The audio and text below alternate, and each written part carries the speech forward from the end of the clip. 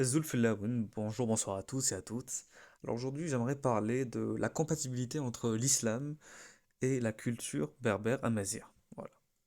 Donc, en prenant l'exemple de Idir. Qui est Idir, vous allez me dire, pour ceux qui ne le connaîtraient pas en tout cas, Idir est un kabyle, un chanteur, un artiste, donc berbère qui est né à Eytienni, donc en Kabylie, dans la commune de Tizi Ouzou, et qui est mort, donc il est né en 1945 et il est mort en 2020 à Paris.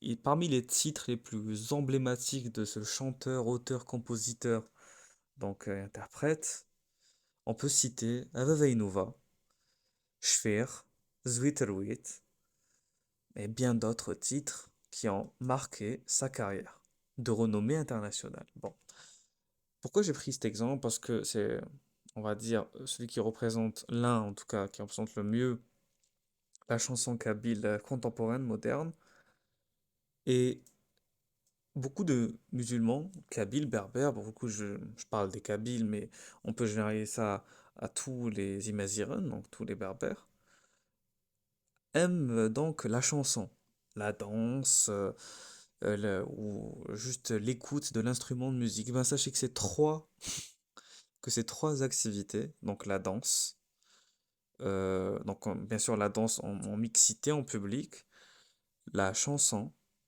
et l'usage d'instruments de musique en globalité. On va pas commencer à sortir un instrument qui ferait exception, mais dans la grande globalité, sans haram. Voilà, sans haram en islam. Et voilà un extrait d'un site islamique, donc Islam Web, où on pose une question à un shir, un imam, voilà, un mufti, donc qui émettrait la fatwa suivante.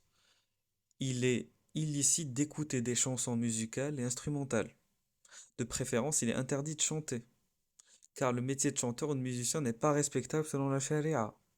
Les fuqaha donc ont réfuté le témoignage du chanteur et de la chanteuse. Vous vous rendez compte quand même? C'est-à-dire que le témoignage d'un chanteur, ou d'une chanteuse d'ailleurs, n'est pas accepté en islam.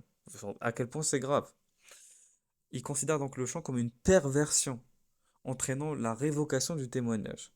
Donc rendez-vous compte, être un mazir, donc c'est-à-dire être pleinement un mazir, fier de sa culture, et voilà, donc dans tout ce que ça qu'elle implique, chanter un mazir, écouter un mazir, c'est un péché. Et le chanteur lui-même est un grand pécheur, un grand pervers.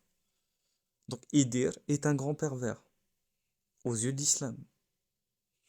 Merci de m'avoir écouté. Au revoir.